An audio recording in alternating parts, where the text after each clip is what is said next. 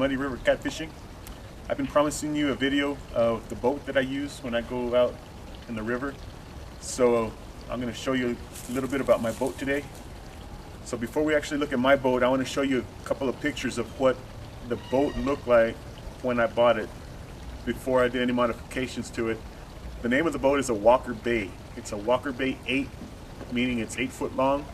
It's about 52 inches wide at the widest point. And here's a couple of pictures of what it looked like.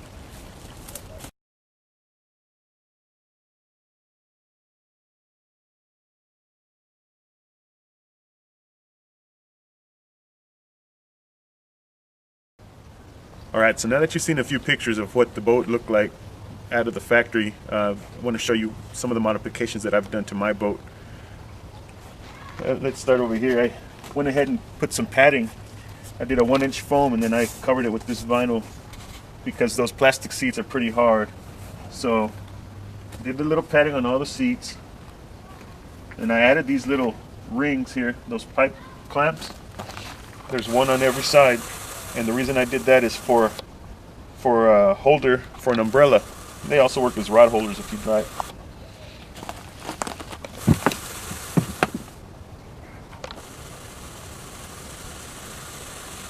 Alright, so here's my umbrella actually. I buy these at the Family Dollar. I think they're about 10-15 bucks, something like that. And what I've done is, it comes in 2 pieces. I just went ahead and drilled a hole in this, and I put this keeper pin so that when I stab it in here, I can put this keeper pin in there. And that keeps it in place if the wind wants to grab the umbrella. So then I open the umbrella and it sits right in there. And now I have shade when I'm out fishing. So another modification I've done to this boat is I've added some drawers to it. This one here, I just took a tackle box that had these plastic containers, and I put a little handle on there, and I just keep my necessities in here for fishing, mostly hooks and weights,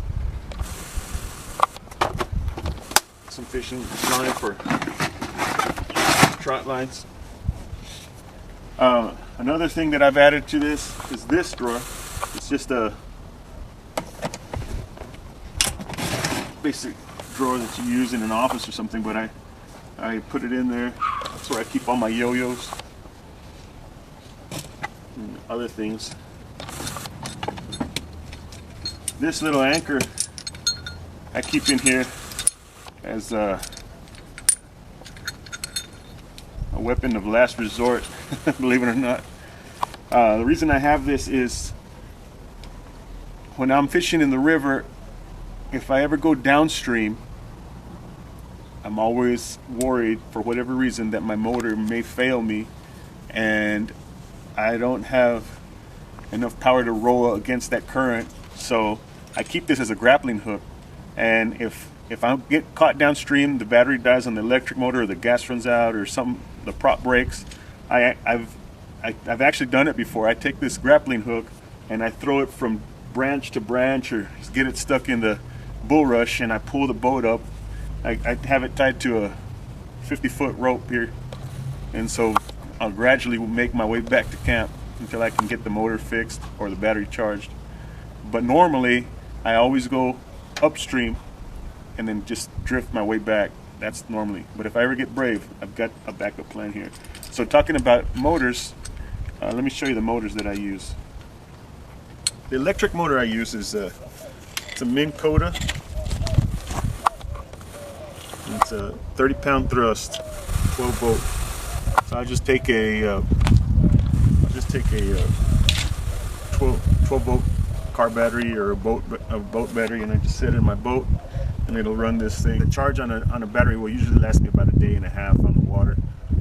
So it works great on areas where you're not allowed any gasoline motors or things like that.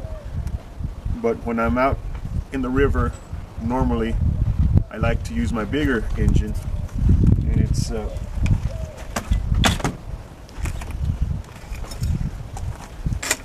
this Suzuki 4-stroke. It's a 2.5 horsepower, and it works great. It pushes this little boat perfectly. Fill it up with a tank of gas, and it'll last me all weekend long. I probably wouldn't even have to fill it up again going up and down the river. So those are the two engines that I use on my boat, and let me show you a couple of other modifications that I've done to this boat. I've also added a depth finder to my boat, which you can see there. It's the Eagle brand depth finder, and it's just a basic depth finder. I only use it just to locate bottom structure and depth in places that I don't normally fish when I'm out scouting new areas. But I just ran the cables down up through behind the seat and down to the transducer here, and I don't always use it, but it's there in case I need it. The other basic things is I just put these tie downs around the sides so that I can tie off my stringers of fish or tie the boat off to a branch. And come along up in the front here.